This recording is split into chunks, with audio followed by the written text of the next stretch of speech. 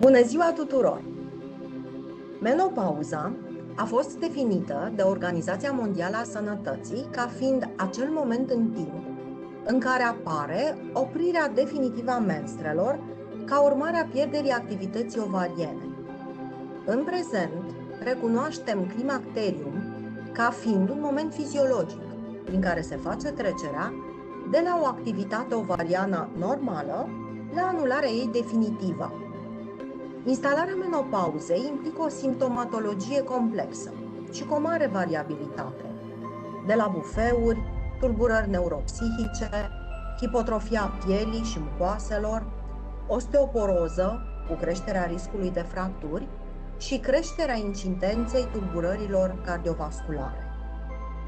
Deoarece menopauza este perioada în care pot apărea o serie de modificări care pot releva o patologie, debutul tulburărilor ce caracterizează menopauza reprezintă ocazia de a face o evaluare a stării de sănătate, de a face corecții terapeutice și de a promova măsuri de prevenție și stil de viață.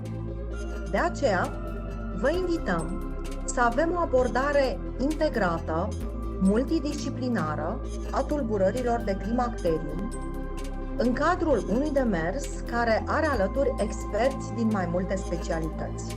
Și vă așteptăm cu drag alături de noi în această incursiune în fiziologia și patologia unei perioade interesante din viața femeii în beneficiul pacientelor noastre.